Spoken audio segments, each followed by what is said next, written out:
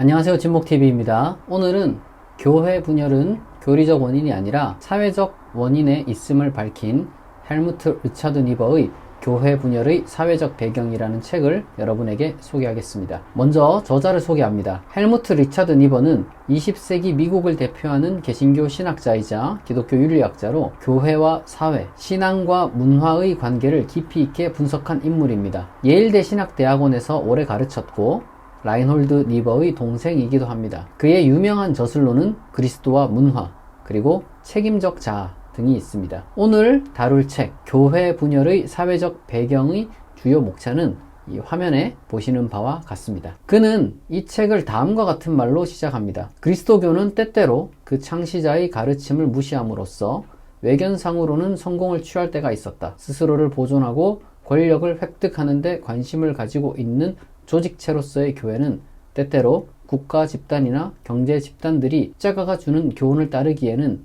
너무도 부적당한 집단이라는 사실을 발견하곤 했다. 전쟁, 노예 제도, 사회적 불평등과 같은 중요한 사회악을 다루는 데 있어서 복음서의 글귀 속에는 자기 나름대로 해석하기 편리한 모순이 있음을 발견할 수 있다. 그리하여 이러한 복음서의 글귀는 그와 같은 사회악에 저항할 수 있는 힘을 주는가 하면 이와 반대로 조직체의 힘을 빌어 기득권이나 권력을 가진 죄악에 빠진 자들과 결탁할 수 있는 구실을 만들어 주기도 한다. 이 첫 문장에서 이미 이 리차드 니버의 문제의식이 분명하게 드러납니다. 이 교회는 때때로 십자가의 가르침을 따르기보다 조직으로서 살아남는 길을 선택해 왔다는 겁니다. 그 이상과 현실, 이 복음과 사회 사이의 긴장은 언제나 존재해 왔습니다. 이 자연세계와 영적 세계 사이의 긴장도 마찬가지입니다. 문제는 이 긴장 자체가 아니라 그 긴장을 다루는 방식입니다. 니버가 보기에 이 교회의 문제는 이 타협 그 자체라기보다는 너무 빠르고 너무 쉽게 이루어진 타협에 있었던 겁니다. 더 심각한 경우는 자신이 타협하고 있다는 사실조차 인식하지 못하는 상태입니다. 니버는 이것을 바로 거짓 복음으로 봅니다. 그리고 그는 이렇게 말합니다. 그리스도 교회 안에 있는 교파주의는 바로 이와 같이 깨닫지 못하고 있는 위선이다. 그것은 그리스도와 세상 사이에서 너무나도 쉽게 만들어진 타협이다. 때때로 교파주의가 그리스도교의 대단한 공적인 양 여겨지기도 하고 그것 때문에 생겨난 희생자들을 마치 십자가를 감당한 순교자처럼 떠받들기도 한다. 그러나 교파주의는 그리스도교가 인간 사회의 계급적 신분 문제에 순응해버렸다는 사실을 나타낼 뿐이다. 교회의 분열은 민족적인, 인종적인, 그리고 경제적인 집단들 가운데 나타나는 인간들 간의 신분 계급에 의거하고 있다. 그러니까 니버는 이 교파주의, 다양한 교파들을 신학적 다양성의 결과로 보지 않습니다. 그것은 단지 사회의 계급 질서가 교회 안으로 그대로 들어온 결과라는 겁니다. 예수는 의로운 소수와 불의한 다수를 구별하던 유대 사회 전체의 계급 체계를 정면으로 비판했습니다. 신약 성서 전체에서도 분명하게 드러나는 것이 바로 이러한 평등 정신입니다. 그러나 아이러니하게도 기독교는 바로 그 평등의 복음을 전하면서도 곧 분열의 길로 들어섰습니다. 니버는 이 상황을 이렇게 표현합니다. 오순절의 화음은 결국 바벨의 혼잡한 소리로 되돌아버리고 말았다. 이 교회 분열에 대한 전통적인 설명은 오래전부터 하나였습니다. 바로 교리적 견해의 차이라는 설명입니다. 요세푸스가 이러한 설명의 이제 대표적인 예입니다. 그는 사두개파, 바리새파, 에세네파 등의 차이를 말하며 그 중심에는 사상의 차이가 있다고 말했습니다. 그러나 니버는 이러한 설명이 부적절하다고 봅니다. 예를 들어 사두개파와 바리새파 그리고 일반 민중 사이에 있는 차이는 이 단순한 어떤 교리적 견해 차이가 아니라 사회적 지위의 차이가 반영된 결과였다는 겁니다. 교리는 바로 그러한 차이를 정당화하기 위한 합리화이자 명분에 불과했다는 거죠. 실제로 모든 교파는 저마다 성경과 초대교회에 근거하고 있다고 주장합니다. 그러나 실제로는 자신들의 정치적 경험이나 자신들이 속해 있는 각각의 그 집단의 요구와 밀접한 관계를 맺고 있다는 것이 바로 니버의 진단입니다. 따라서 교파주의가 가진 죄는 분열이라는 결과 그 자체에 있다기보다 이 분열을 낳게 만든 바로 그러한 사회적 상황의 무비판적 수용에 있는 것이죠. 이 교회는 사회적 조건을 초월한 이상을 추구하는데 실패했고, 이 교회를 유지하고 확장하는데 그 집중하는 과정에서 형제애의 윤리를 상실했던 겁니다. 그 결과 교회는 사회와 똑같이 계급화되고 조직화되었습니다. 더 나아가 교회는 사회를 구성하는 윤리적 소명을 다른 세력들에게 넘겨주고 말았습니다. 그러니까 민족 집단, 인종 집단, 경제 집단이 이 사회 윤리를 규정하게 되었고, 교회는 그 집단들에 종속된 채 분열된 것입니다. 니번은 이것을 교회의 명백한 실패로 규정하고 다음과 같이 말합니다. 현대에 이르러서는 거의 언제 어디에서나 교회가 공통적이고 그리스도교적인 도덕을 대표하기보다는 오히려 계급과 국가 윤리를 대표하고 있다. 교파주의란 그리스도교의 도덕적 실패를 말하는 것이다. 그러면은 구체적으로 이제 교회 분열에 대해서, 이 배경에 대해서 말하겠습니다. 니번은 가장 중요한 그 분열의 원인 중 하나가 이제 경제적 배경에 있다고 봅니다. 교회 안에는 가난한 사람과 부유한 사람이 함께 존재합니다. 그러나 이 둘은 동일한 구원, 동일한 교회를 원하지 않습니다. 가난한 사람들은 자신들의 삶과 고통에 응답하는 교회를 원하고, 부유한 사람들도 이 자신들이 원하는 개인의 구원과 내적 평안을 강조하는 교회를 원합니다. 결국 교회는 가난한 자를 위한 교회와 부유한 자를 위한 교회로 나뉘게 됩니다. 예를 들어서 이 니번은 중산층 신앙의 특징을 이렇게 설명합니다. 중산층에게 있어서는 개인적인 최고의 행복을 보장해주는 천국에 대한 상징적 관념이 가난한 사람들이 신앙에서 나온 천년왕국적 희망보다 훨씬 더 중요하게 여겨진다. 근데 이제 이러한 분열은 특정 시대 아니면 특정 지역의 문제가 아니라 이 역사 속에서 여러 장소에서 계속해서 반복되었다는 거죠. 다음으로는 정치적 배경입니다. 이 교회 분열의 또 다른 핵심 원인은 정치입니다. 국가, 민족, 인종의 이름을 앞세운 교파들은 역사 속에서 끊임없이 등장해왔고, 이것은 전 세계적으로 계속해서 유지되고 있습니다. 본래 예수와 바울의 초기 기독교는 이러한 경계를 넘어서는 보편 신앙을 지향했습니다. 그러나 교회가 점점 로마 제국에 의존하게 되면서 이 보편성이라는 것이 제국 정치에 맡겨지게 됩니다. 그러다 보니 제국이 분열할 때 교회 역시도 분열할 수밖에 없는 것이죠. 니번은 초기 기독교의 분열을 예를 들며 이렇게 말합니다. 정치적, 문화적 분열이 로마 제국에 생겨났으며 이러한 제국의 분열과 함께 교회의 분열도 생겨났다. 네스토리우스파, 단성론파, 도마파, 아르메니아파, 시리아 야코파, 콥트교회, 아비시니아 교회 등이 동방교회로부터 이단적 종파로 여겨져 축출된 것은 신학적 이단성의 그 1차적 원인이 있는 것이 아니라 콘스탄티노플의 지위를 더욱 높이려는 시도에 대해서 보수적인 민족교회들이 저항했다는 사실에 그 1차적 원인이 있다는 역사가들의 주장은 확실히 옳은 것이라 할 수 있다. 종교개혁 이후 이러한 이 분열, 그러니까 이제 국가 중심 혹은 민족 중심의 이러한 그 분열은 유럽에서 훨씬 더 가속화되었습니다. 이러한 같은 교회를 이제 국가주의 교회라고 하는데요. 이 국가주의 교회들은 신조를 내세움으로써 이제 우리 편과 상대편의 어떤 그 선을 분명하게 긋고, 그리고 또한 특히 윤리는 국가에 간섭하지 않은 방향으로 더욱더 적극적으로 축소된 것입니다. 그러니까 교회의 윤리라는 것이 국가 정책에 맞추어서 최대한 재해석된 것이죠. 예를 들어서 이 전쟁 같은 거는 원칙적으로 교회의 비난 대상입니다. 그러나 국가가 치르는 전쟁에 대해서는 하나님의 뜻으로 여기는 겁니다. 혹은 국가의 불의, 혹은 국가 내에 존재하는 불의는 이분법적으로 생각되기도 했습니다. 그러니까 하나님은 교회를 돌보지만 국가도 다스리시며, 무엇보다 국가는 하나님이 질서를 위해 허용한 것이기 때문에 불의하거나 또 미숙하거나 부족할지라도 따라야 한다는 겁니다. 니번은 이렇게 말합니다. 착실하게 교회에 다니는 사람은 노예제의 죄악, 계급적 지배의 사회에서 보이는 억압과 특권의 남용, 뒤떨어진 종족에 대한 착취, 전쟁의 수라장 등과 같은 것들 가운데 살면서도 비교적 양심의 가책을 덜 느끼면서 살 수 있게 된 것이다. 이 같은 국가주의 교회는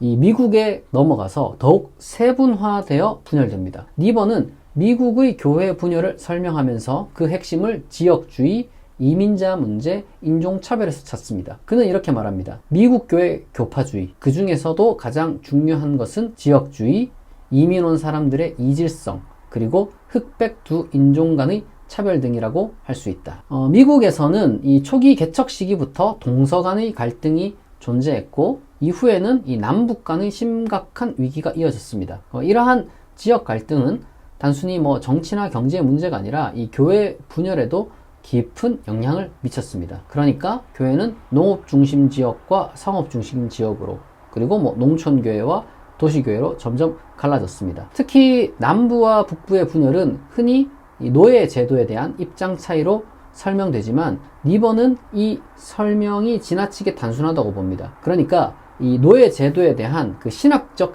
입장 차이는 원인이라기보다는 결과에 가까웠던 겁니다. 본래 남북 지역과 무관하게 초기의 모든 교파는 노예 제도에 대해서 반대 입장을 분명하게 표방했습니다. 그러나 시간이 흐르면서 상황이 바뀐 거죠.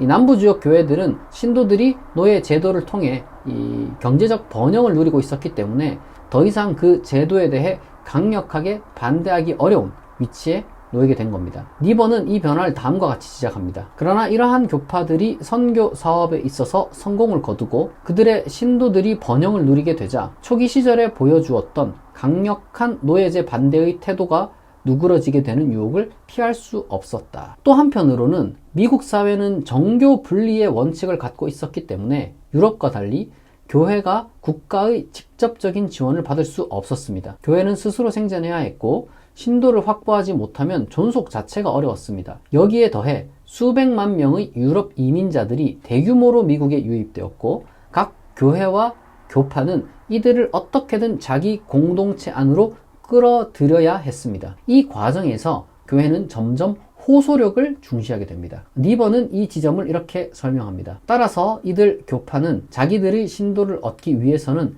개인적인 호소력을 통해야 한다는 것을 알게 되었다. 이러한 사실은 복음주의와 회심의 원칙을 받아들이고자 하는 성향을 더욱 강화시켜 주었다. 이러한 분위기 속에서 차별은 점차 교회 분열을 정당화하는 공개적 논리가 되기 시작했습니다. 초기에는 백인 주인들이 흑인 노예들이 이 해방 의식을 갖게 될 것을 우려해서 기독교 신앙 자체를 허락하지 않았습니다. 그러나 이후에는 조건부로 이 교회 출석을 허용합니다. 그러니까 이 구원을 위한, 그러니까 내세 구원이죠.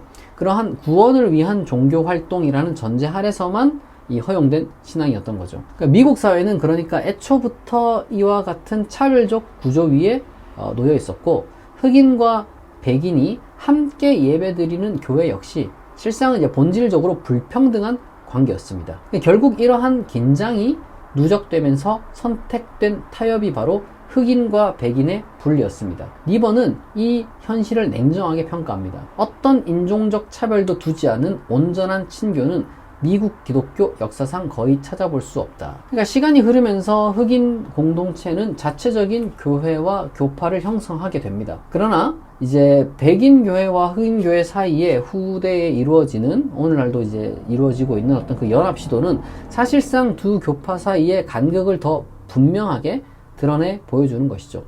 그러니까 니버가 이 강조하는 어떤 그 핵심은 뭐냐면은 이러한 분열의 원인은 어쨌거나 교리가 아니라 순전한 사회적 조건이었다는 겁니다. 그래서 니버는 책의 이제 마지막 부분에서 이 교회 분열 전체를 다음과 같은 하나의 관점으로 정리합니다. 교회 분열의 역사는 기독교 패배의 역사였다. 교회는 그 역사를 시작하면서 분열된 세계를 향하여 평화와 형제애의 약속을 가지고 등장했다. 그러나 교회는 옛 인간성 속에 있던 냉랭한 차별을 다시금 받아들이게 되면서 비전을 따라 살던 초기 시대의 빛나는 희망과 높은 이상을 잃어버리게 되었다. 그리고 교파주의적인 구조를 형성하고 육적인 싸움을 정당화하기 위한 정신적 지지 활동을 함으로써 이러한 차별을 계속 유지시키며 더욱 강화시켜왔다. 인간성을 통합시키는 일에 지도력을 발휘하던 위치에서 정치 경제적 힘에 이끌려 사회적 과정을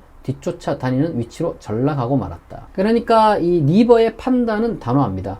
이 현재와 같은 교회의 모습으로는 세계를 구할 수 없다는 거죠. 교회는 사회적 요소에 전적으로 의존해서도 안 되고 그렇다고 현실로부터 도피해서도 안 됩니다. 이 교회는 각 지역과 문화 속에 자리 잡기 위해 일정한 토착화와 그리고 동화를 거치긴 해야 되겠지만 국가주의, 지역주의, 인종주의 그 자체를 무비판적으로 받아들일 수 없다는 거죠. 이제 교회에는 따라서 분별해야 할 이 책임이 있습니다.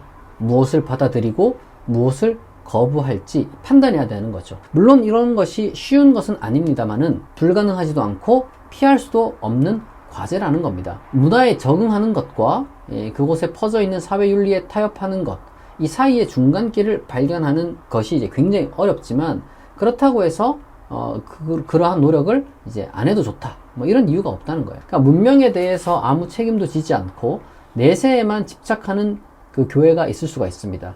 그것은 상대적으로 덜 파괴적일 수가 있겠죠. 국가주의 교회 이런 것에 비해서는. 그러나 결코 바람직하지는 않다는 겁니다. 그러한 교회는 이 사회 문제로부터 눈을 돌리고 싶은 이들을 위한 피난처가 될 뿐입니다. 물론 하나님은 초월적이고 내세적인 구원을 주시는 분일지라도, 그렇다면 그러한 그 우주적 구원이 현실과 아무런 연결을 갖지 않는다라고 할 수 없다는 거죠. 니버는 그래서 이렇게 지적합니다. 인간의 노력에 의존하지 않고 하나님의 자비하심에 의존하여 하나님과의 평화를 얻게 되기를 기대하는 것은 절대적으로 필요한 일이다. 그러나 인간이 할 수 있는 최고의 노력을 기울여 행하는 인간 구원의 사업을 비난하면서 하나님의 공의로우신 통치가 종말론적인 기적에 의존하여 성취되기를 기대하는 것은 종교를 윤리적인 진통제로 영락시키는 것이나 마찬가지다. 교파주의적 기독교를 세상에 대한 패배자라고 한다면 이런 종류의 신학에 근거한 기독교는 세상에 대한 도피자라고 할 수 있다. 그러니까 이제 니버의 결론은 분명합니다. 우리에게 필요한 건 또 다른 새로운 교파가 아닙니다. 그러니까 필요한 건 회복이라는 거죠. 교회 안에서 다시 사랑의 친교가 회복되어야 합니다. 교회는 다시 본래의 최고선, 곧 모든 인류의 사랑을 통한 영원한 조화라는 이상을 선언하고 그것에 헌신해야 됩니다. 그래서 니버는 마지막으로 이렇게 말합니다. 오늘날 그와 같은 친교가 증가되는 것은 전체 기독교 세계의 희망이며 전 세계의 희망이다. 어떤 지름길이 있는 것은 아니다. 통일의 길은 회개의 길이다. 통일의 길은 희생의 길이다. 그러나 이 길은 또한 우리 가운데 있는 하나님 나라의 영원한 빛 가운데로 인도하는 길인 것이다. 이렇게 오늘은 이 헬무트 리차드 니버의 교회 분열의 사회적 배경이란 책의 핵심 내용을 간단히 소개해 드렸습니다. 이 책의 초판은 지금으로부터 거의 100년 전인 1929년에 출판되었습니다. 우리말로는 1983년 종로서적 출판사를 통해 노치준 목사님의 번역으로 소개되었습니다. 시대적으로는 오래된 책이지만 이 교회 분열을 바라보는 니버의 통찰은 오늘날에도 여전히 유효하고 날카롭다고 생각합니다. 다만 아쉽게도 이 책은 현재 절판된 상태입니다. 시간 관계상 책에 담긴 수많은 구체적 사례들과 더 깊은 논의들을 제가 충분히 다루지 못했습니다. 책을 소장하고 계시거나 도서관에서 구할 수 있는 분들은 꼭 직접 한번 읽어보시기를 권합니다. 분명 큰 도움이 될 겁니다. 개인적으로는 이 책이 다시 복간되어 많은 사람이 읽을 수 있기를 바랍니다. 오늘 제가 준비한 건 여기까지입니다. 영상이 유익하셨다면 후원과 멤버십 가입을 부탁드립니다. 국내 최고의 종교 및 신학 콘텐츠를 만드는데 동참해주세요. 경청해주셔서 감사합니다. 지금까지 진목TV였습니다.